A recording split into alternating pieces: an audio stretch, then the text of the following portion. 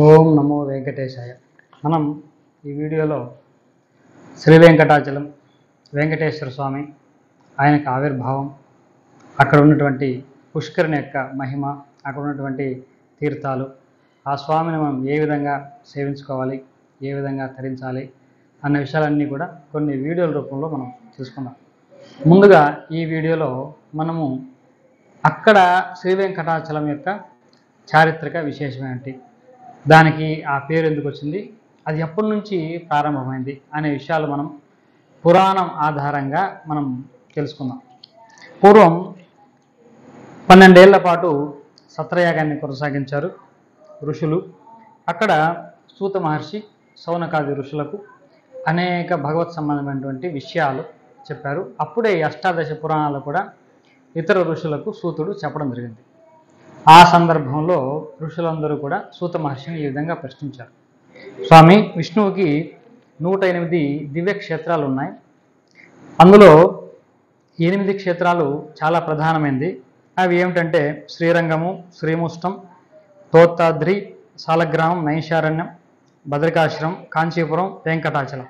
ఈ 8 చాలా ప్రత్యేకమైనటువంటి, మహావిష్ణువుకు చాలా ఇష్టమైనటువంటి.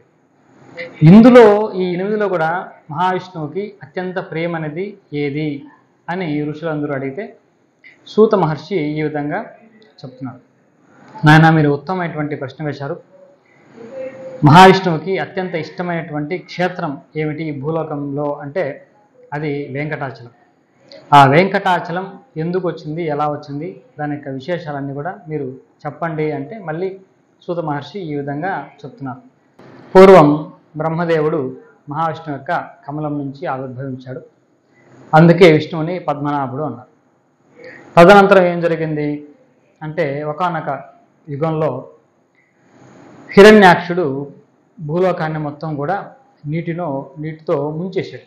అంటే దానికి గతి తెప్పించాడు, అస్తవ్యస్తం చేశాడు. అప్పుడు దాని నుంచి భూమిని రక్షించడం కోసం మహావిష్ణువు ఆదివరాహస్వామిగా, శ్వేతవరాహస్వామిగా అవతరించి ఆ రూపంతో హిరణ్యాక్షుణ్ణి సంహరించి భూమిని ఉద్ధరించాడు. ఆ సందర్భం నుంచి భూమిని ఉద్ధరించాడు కాబట్టి భూమిని తన యొక్క పత్నిగా స్వీకరించాడు. కాబట్టి భూదేవిని తన యొక్క పత్నిగా స్వీకరించి అప్పుడు గరుత్మంతుడి నుంచి గరుత్మంతుడి మీద వచ్చాడు భూమిని రక్షించడం కోసం. తన యొక్క వరాహ రూపాన్ని చూసి ఈ రూపంతో నేను వైకుంఠానికి రాలేను, కాబట్టి గరుడ నువ్వు వెళ్ళి లక్ష్మీదేవితో చెప్పు ఈ విషయం, నేను ఈ భూలోకం మీదే కొంతకాలం ఉంటాను, ఇక్కడ సత్పురుషుల్ని కాపాడుతూ ధర్మాన్ని రక్షిస్తూ కొంతకాలం ఉంటాను అని చెప్పాడు. అంతేకాకుండా వైకుంఠంలో ఉన్నటువంటి క్రీడా పర్వతం ఒకటి తీసుకునిరా, దాన్ని సువర్ణముఖి నదికి ఉత్తరంలో ఉన్నటువంటి దివ్య ప్రదేశంలో స్థాపించు అని గరుత్మంతుడికి ఆదేశించాడు వరాహస్వామి. అప్పుడు గరుత్మంతుడు వైకుంఠానికి వెళ్ళి ఈ విధంగా చెప్పాడు. లక్ష్మీదేవి కూడా తయారయ్యి ఆయనతో పాటు భూమి మీదకి వచ్చిందన్నమాట. అప్పుడు ఆ యొక్క క్రీడా పర్వతాన్ని గరుత్మంతుడు తీసుకొచ్చి సువర్ణముఖి నదికి ఉత్తర తీరంలో వచ్చి ప్రతిష్ఠ చేశాడు.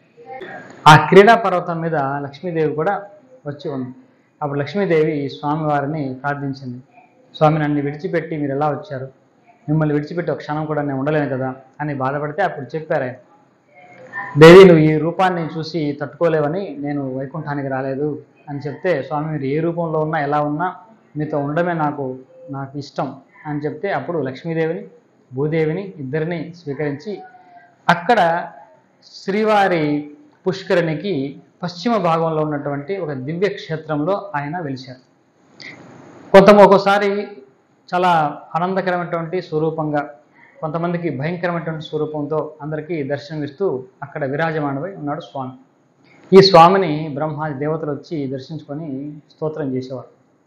అప్పుడు అక్కడ ఉన్నటువంటి దేవతలు ఋషులు అందరూ కూడా, స్వామి ఈయన శ్రీవారి పుష్కరిణికి పశ్చిమ దిక్కున ఎందుకు ఆయన యొక్క ఆలయాన్ని ఏర్పరచుకున్నాడు, అసలు శ్రీవారి పుష్కరిణికి ఉన్నటువంటి మహత్యం ఏమిటి అని అడిగారు. అంటే దీన్ని బట్టి మనకు అర్థమయ్యేది ఏంటంటే వెంకటేశ్వర స్వామి నిలయం అంటే ఆనంద నిలయం కంటే ముందు వరాహస్వామి క్షేత్రం ఉంది. అక్కడ వరాహస్వామి క్షేత్రం కంటే ముందు నుంచి కూడా శ్రీవారి పుష్కరిణి ఉంది. కాబట్టి ఆ పుష్కరిణి యొక్క విశేషం ఏంటో చెప్పండి అని అడిగారు. ఆ పుష్కరిణి విశేషాలు చెప్తున్నాడు. మనం వచ్చే వీడియోలో ఆ పుష్కరిణి యొక్క విశేషాలు చూద్దాం. ఓం నమో వెంకటేశాయ.